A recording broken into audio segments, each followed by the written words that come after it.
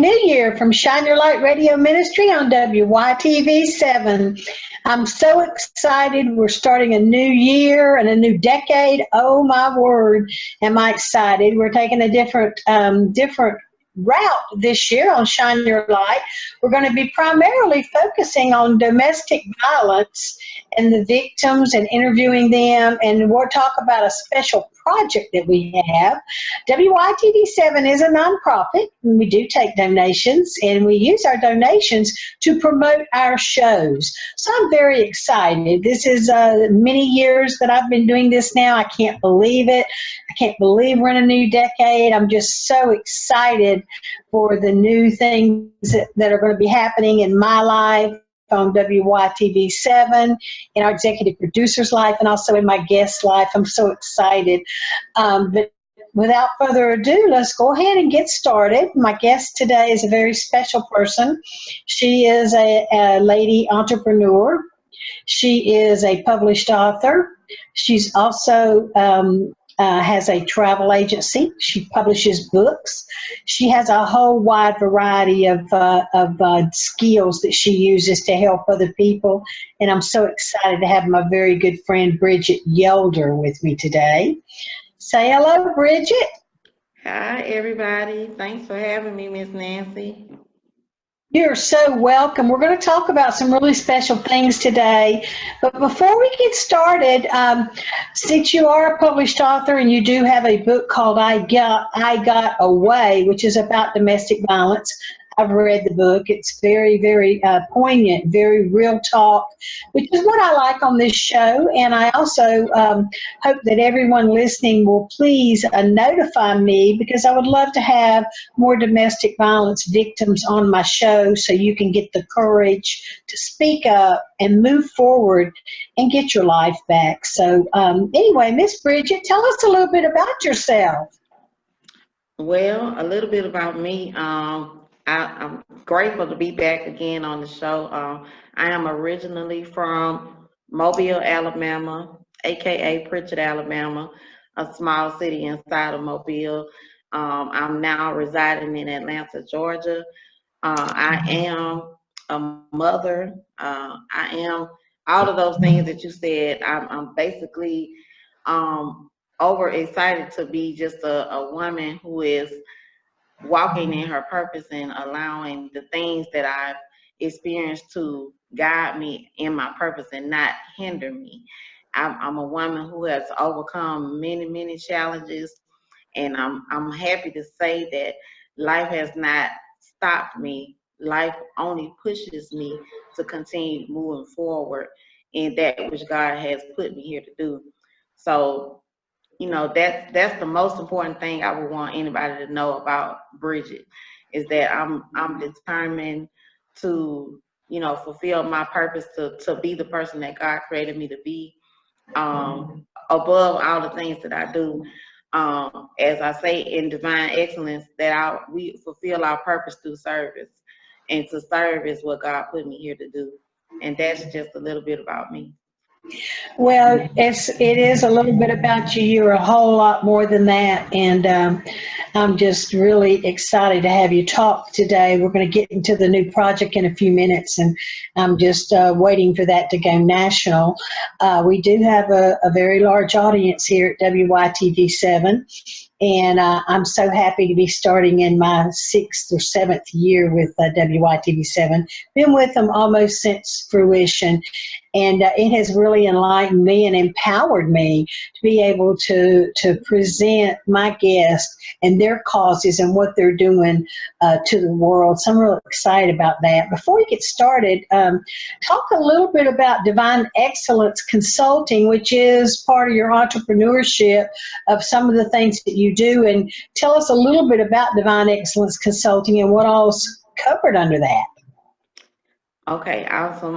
Well, Divine Excellence Consulting, as we know, mainly our main focus is publishing. We help people publish their books. We work through Shine Your Light. We work with people who were formerly incarcerated, some who are incarcerated.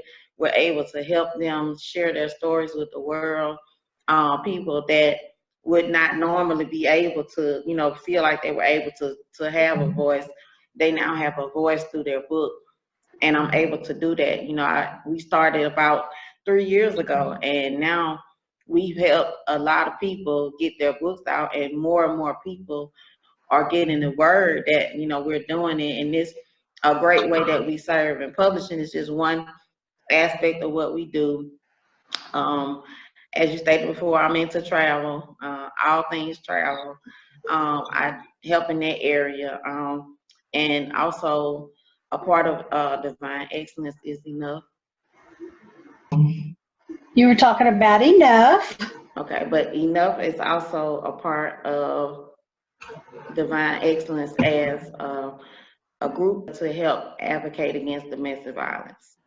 The women that are in the group are former victims themselves, and they're able to come together, and they help in different aspects. They help from one end to the other end of domestic violence. Say they help you walk from the point where you come in to get help. They help you go from that point to helping you to get out of that. And the new project that we're working on, I want to be able to help even more in helping to get those women out, because a lot of women stay because they have no financial means to get out. They stay because they need help, and they don't have the help that they need, and they just deal with it. And some women even die in those situations because they just don't have the financial means to get out. I was just talking to a gentleman today, and we were talking about doing an interview on Shine Your Light. And I told him that we could really, we could help him grow his business if he will. When I interview him, he's going to have to focus on domestic violence safety and what people can do that are a victim to secure their house. I mean, sometimes they feel more secure if they get a restraining order. And guess what? We know people that have been killed that had a restraining order on them. So the restraining order is not the only thing you need to do to protect yourself. And he's going to go over some security procedures with us as it relates to domestic violence on a later show to enhance this. But let's get back to Enough now. It's Enough, and it's part of Divine Excellence Consulting. And tell a little bit, Bridgette, about your testimony and your story about what led you up to start Enough. Well, excuse me, what led me to start Enough, because I myself, back in December of 2008, I was almost murdered myself by my former boyfriend. He attempted to strangle me to the point of death. And in this situation, that was just one of the situations that I faced with domestic violence, and I never thought it would go that far. But because I lived through that, I was in a coma for a month. I was in the hospital. The first time I was in the hospital for 2 months, 2.5 months. I got out in February, was right back in the hospital in April of 2009. I stayed again from April to May in the hospital, back in the coma again. I had the ENG tube that I had to be fed through. I went through the whole process. And by the end of 2009, they were able to perform surgery on me where I was able to breathe on my own, because they assumed that I would not be able to breathe on my own anymore. But thanks be to God, I'm able to breathe on my own. Because I made it through that, I knew that God wanted me to do something in the area of helping other women get out. Enough was started. I was laying in the bed one day, and God woke me up out of my sleep and gave me the word enough. Enough stands for educating, nurturing, outstanding, uplifting, godly homes. The Lord woke me up and gave me the exact meaning of what enough was. He showed me the way that I could help women fully, the full vision. I have a full vision for what we can do ain't enough and be able to help other people, but we need the support of other people. We can't do it alone. And this is a great cause to invest in because, you know, we have Uber, we have Lyft, we have all these fancy services that technology is able to provide to us. But technology can also help us to provide safe ways for women to get out. And it all starts with transportation.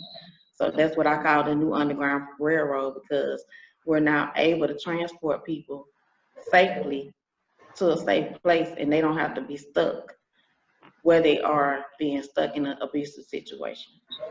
Well, that took us right into the project that I want to elaborate on a little bit more in this interview. Since it is my first show of 2020, we're kicking it off with this, and I'm a woman on a mission to get Project Underground Railroad project going, get it going, because we have no idea. If you've never experienced domestic violence, you have no idea how desperate people are.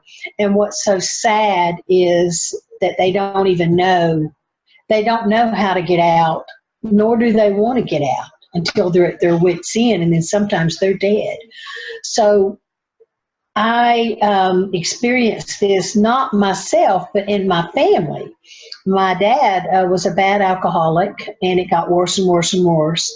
And my mother was domestically abused for many, many years in front of her children.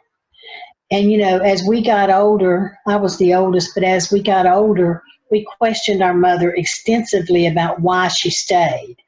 And what her thing was in the old days, this would have been in the 50s and 60s, it was very prevalent, but it wasn't talked about. And now it's talked about. It's not a stigma anymore because it's the real truth. It's really happening. But what my mother said is, you know, I married this man and I laid in the bed with him and I had children with him. And my children and my life is not my mother and father's responsibility. I have to stay here and tough it out. As we cried to her as we got older, we're like, but yeah, you're gonna be dead, because there were many incidences of hurtful things that happened. You know, she had half of her ear cut off by being hit and land her head on a dresser. She had burns on her body where hot coffee pots were poured on her. She had, broken bones, bruised bones. And, you know, we saw all that. And even to this day, I personally, God has given me a gift to realize when I see a couple, if there's abuse going on, I can tell. God's enlightened me and given me that ability to find, and just listening to the tone, watching the actions, I can tell. But anyway, it's a sad thing, but they're never ready to leave. They always think it will turn around. And Bridgette, in your story, you even said this. You know, you thought it would be turned around. You thought they would change, but they really don't change. When they're violent person, they pick on the most vulnerable. I call it the weakest link, and that is what happens. And they don't care. But he did this to you in front of your children too. So that's the sad part, is your children relive this over and over and over again. And now I'm 66 years old, and I'm still living with what happened with my mother, even though both of them are gone now. But I can never understand. But you know, they go out, they go away, and they go to their families, and they come back, and they get you back in again. It's just what happens. And you really don't have very many choices. So this project that we're working on, that we're going to kick off, the Underground Railroad project, is a project to earn money, have donations, so we can buy a van to transport people. Just like in the old days when they had the Underground Railroad, you had to get out and you had to get away during slavery. This is going to help men and women that are domestically abused to have a way out. And I honestly believe in this program. I'm going to be trying to do everything I can to promote the program so we can get this van purchased so we can start helping people. But in the meantime, we're going to help them with shows like this. We're going to help them. We're going to interview a lot of people that are, that have violence toward them. And if they have the courage to come on, it's really good therapy for them to get on and talk about it and share it with other people. Because for one thing, you don't think it's real. You think you're all alone. You think you're the only one that's going through this, and you're not. So, Bridgette, tell us more about the Underground Railroad and the project and how you plan on getting through that. Well, we have a project now set up, as you stated, called the Underground Railroad Project. I call it the new Underground Railroad Project because, you know, I was inspired by the concept of freedom. You know, freedom is something that we all want.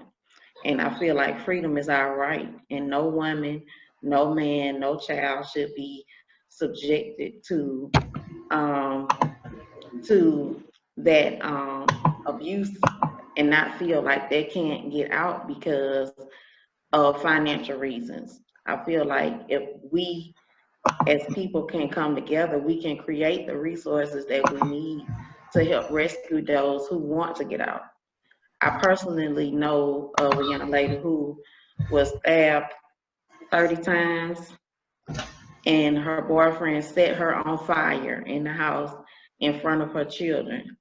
After she left him, she did leave him alone, but she was still in the same city as the boy who was abusing her. So sometimes it's not enough just to leave the person. You have to leave the entire city. You have to get completely away from the person. And we do have a GoFundMe page set up under Help Us Help Others Save Their Lives. I'm sure we'll be able to post a link when this show airs. We'll post the link in the comment section on all our social medias where people can go and donate to the GoFundMe, because it's imperative. You know, it's not enough to just leave the person. You need to get away from them completely. You know, you need to be able to do this safely. I'm a commercial driver, you know, and I basically resigned from my position in trucking because I feel so strongly about this mission. I walked away from some big revenue because I feel that strongly about what I'm doing. And each day I make a choice, you know, that my life was fair, not just for me, but for somebody else. So as what I've learned in traveling, what I've learned in commercial transport, I want to take that knowledge and transport it over into the Underground Railroad Project, where I'm able to bring people on to help women and men and children get to safety. And we can do this safely. And it all starts with that one van, but we want to duplicate. We want to replicate what we're doing, and we want to be able to offer freedom and a safe life to all that we can help. You know, we may not be able to help everybody, but it's a start. Start here, because we do need to build a network. We need to have people in California. We need to have people in New York. We need to have people in Chicago. We need to have people in Atlanta. We need to build a network all over the country, because that's how the Underground Railroad worked. They went from the south to the north to get to freedom. So guess what? We're going to do whatever we need to do for those victims to get them to freedom. Yes, ma'am. Yes, ma'am. And it's such a serious topic, and it's a sad topic, but the ending is great. The ending is a good ending, because if we can reach the ones that we need to reach, and if we get our seed money where we can do that, the ending will be so great for all of them. There is a life out there, and everyone is provided an opportunity from God to do that. So one of the main things that I see with people that are domestic violence victims, they have no self-confidence. They're just beat down so bad, not only physically, but mentally. And you can be mentally abused as well as physically abused. The physical abuse is difficult, and it's hard, and it hurts, but the mental abuse is worse to me, I think, because wounds can heal, but mental wounds, they don't heal so fast.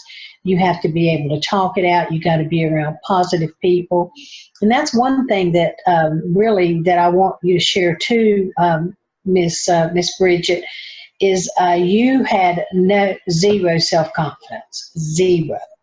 And you have raised yourself up and you've overcome all that. And now you're focusing on you this year, which I think is really, really important for us to push and talk to people about, because all of us that have been mentally abused, we need to understand that we are valuable and that we're worth something.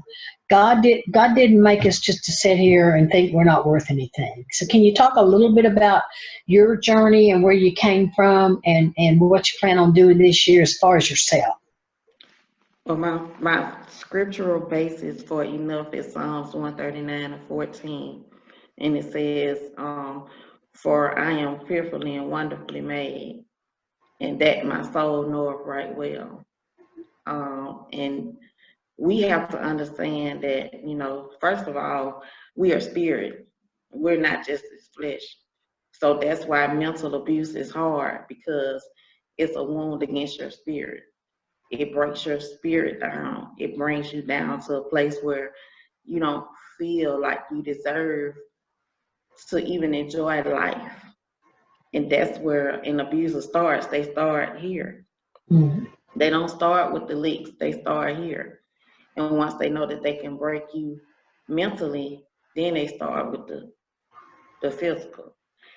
So for me personally, I'm grateful for people like you, Miss Nancy. I'm glad that I met you in 2013 and you loved on me and you embraced me from the first day that I met you.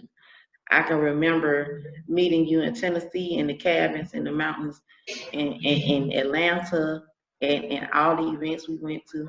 And it's important to surround yourself with good people who love you genuinely for you.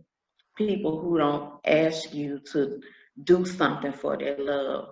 You need unconditional love around you. People that are going to speak into your life. They're going to speak over your life and have you to see yourself in a better light. People, it's because of you, Miss Nancy, I wouldn't have never started Divine Excellence if it wasn't for you telling me, Bridgette, you're smart. You could do this. You got the intelligence to do it. Go for it. We need that. And this project is just one step. And I welcome any agency that wants to connect with us, because we got to do it together. It's not about getting the credit for it. It's not about it's about saving lives. And for me, the first step in saving somebody else is to save me.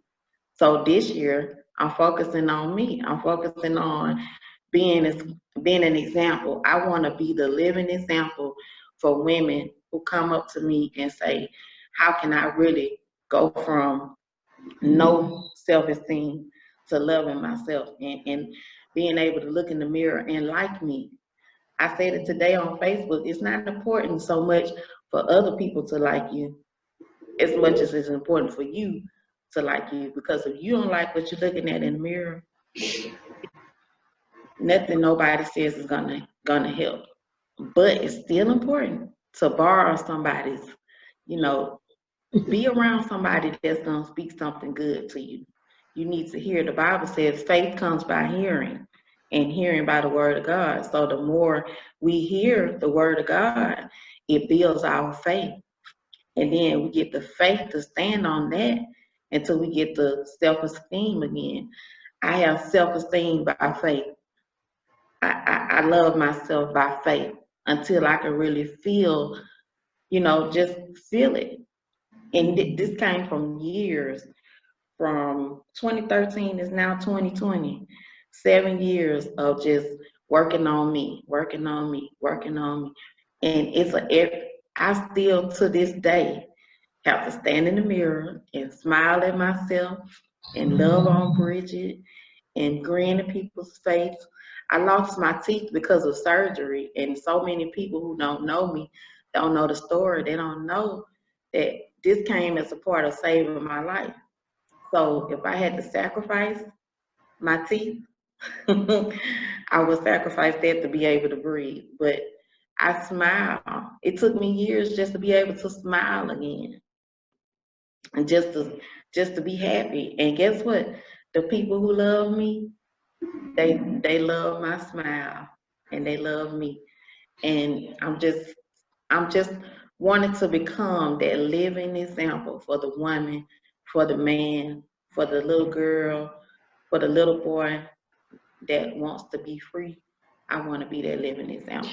And see, that's why I think what we're moving forward to in this new year, this new decade, is to allow people to regain their self-esteem, regain their confidence, and it's hard. It takes years, but everything you've said really ties into what WYTV7 is all about, what Shine Your Light is all about. At WYTV7, we say, if we've reached one, we've done our job.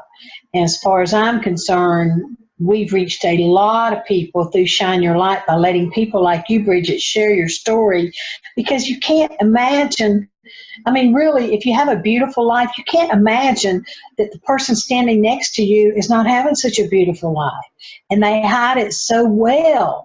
They hide it so well. I mean, my mother never even wore makeup, but she had to wear makeup to cover up the bruises and the black eyes and the things like that, which is totally out of character for her. But, you know, it's just a matter of helping other people and giving them enough self-confidence and to make it back to the real world. And I just think this project is so important. So anyone listening to this or watching this, please watch for the taglines to be on there of how to get in touch with us, how to get in touch for the donations for the new Underground Railroad project, because we need help. We need help moving this forward. And I'm going to really be focusing all year, so is Bridgette, on this, trying to make sure we get out there. We need agencies that can help us.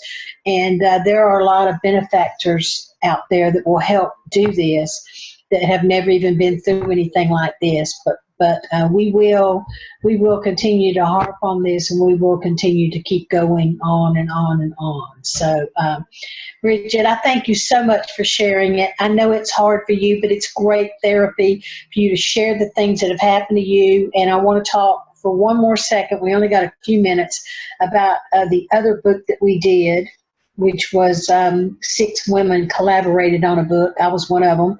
And it too is a way that we can earn some money to help towards this if we'll push this book, because it's got stories of domestic violence in there that would just really shiver your timbers. It's unbelievable.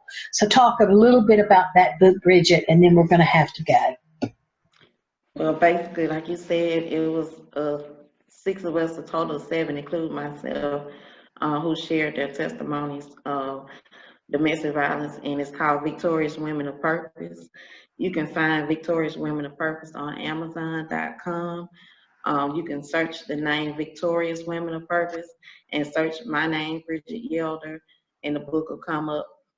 It's available on Amazon. You can reach us directly and we can get the book to you however you want to get it. Just let us know, because I'm telling you, the stories in there are flat out amazing. The women, and we all were affected by domestic violence in different ways. Like you were affected as a child, and I was affected as an adult. Like my children now, even though they're grown, they talk about how that affected them, having to live through the abuse of my ex-husband. And my oldest daughter was there when the guy tried to kill me. So to hear that and see that there are women who made it out. And this is the one thing I want to leave with everybody. I was willing to give up being a victim for my victory. That's why we're Victorious Women of Purpose. Absolutely. And Bridget, I thank you so much. We're going to put some taglines on here so everyone will know how to reach us and know how to reach out to us. And I'm just so excited. I'm just elated to be going into a new decade. And you're absolutely right. I'm 66 years old, and I can still vividly tell you how my mother being abused affected me and my brother and my sister. I got over it and I was able to move forward and be very confident, but my brother and sister didn't fare so well. So yes, I agree with you. So without further ado, we'll end the show, and I thank you so much. Thank you so much for being with us. Okay. Thank you for having me. Have a great day, everybody. Bye-bye.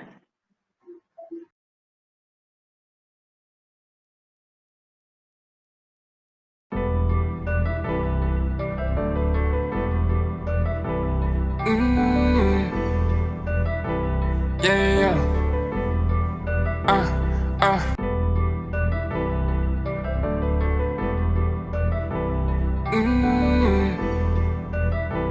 Yeah, yeah.